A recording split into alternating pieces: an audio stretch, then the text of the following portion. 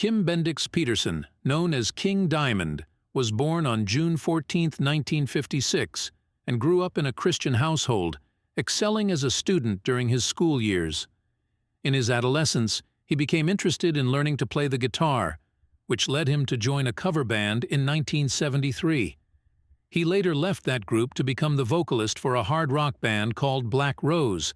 By this time, the musician had gained more experience and a clearer idea of what he wanted to do. He began to take a significant interest in horror, aiming to integrate it into music.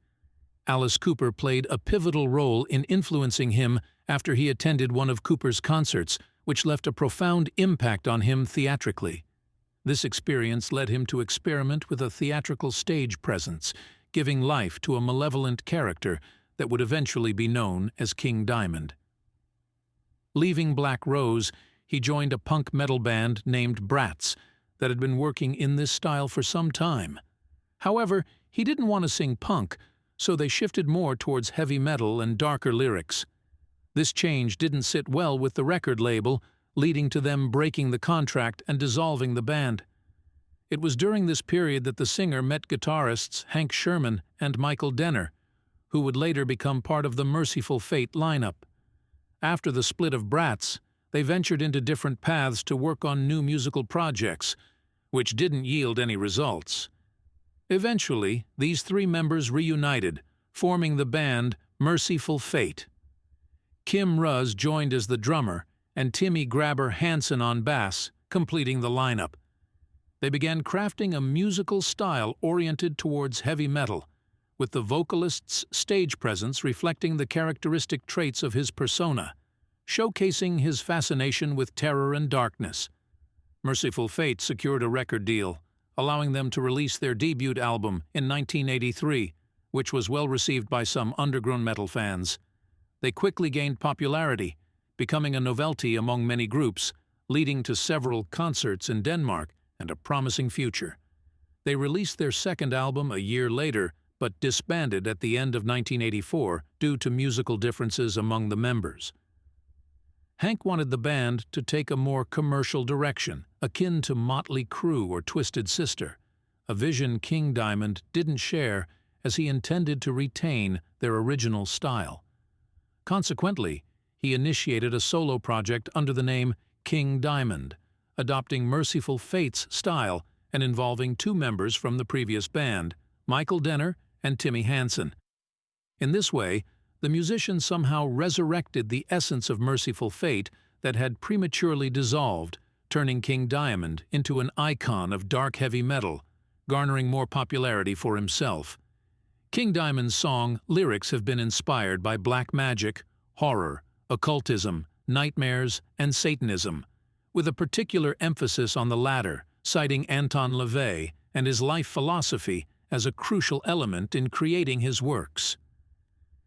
In '89, he had the opportunity to meet Anton LaVey in the ritual chamber of his church, describing their conversation as respectful, exchanging ideas about their views on Satanism. LaVey handed him a letter that he still keeps and carries during all tours. In an interview, he mentions living by his own rules before encountering the Satanic Bible, viewing Satanism not as a religion but a philosophical stance.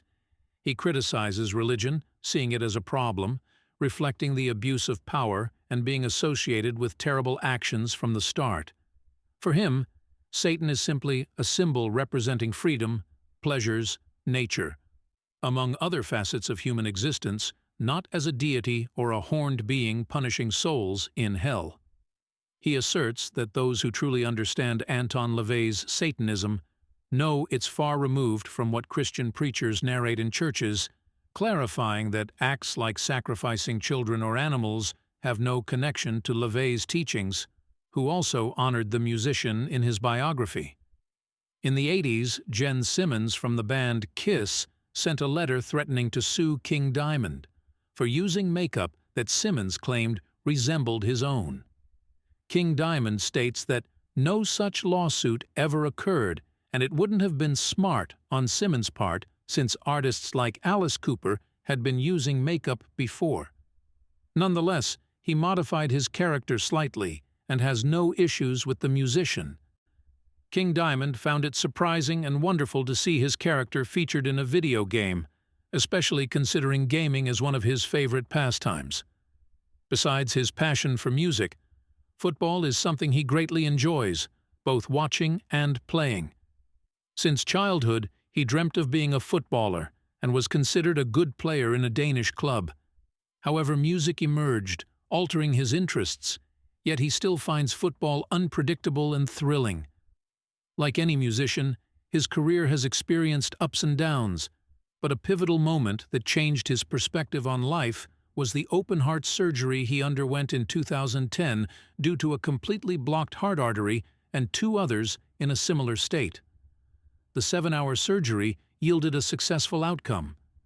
Married to singer and graphic designer Livia Sita, who is 28 years his junior, King Diamond affirms they get along very well despite the age difference, considering themselves a very happy couple. She has participated in some of King Diamond's albums and concerts. Mercyful Fate's work has been sporadic over the years. However, in August 2019, the band announced their return, planning a series of concerts in Europe in the summer of 2020. Unfortunately, bassist Tim Hansen had to cancel his plans due to cancer treatment, and sadly, he passed away in November 2019. Joey Vera then assumed the role of bassist. Despite the pandemic, Mercyful Fate couldn't perform live until mid-2022. Despite the years and not releasing new albums for over a decade, King Diamond remains one of the enduring and acclaimed figures in the history of heavy metal. A lover of life and passionate about his craft, he has upheld a legacy that makes him one of the most influential individuals in the history of this musical genre.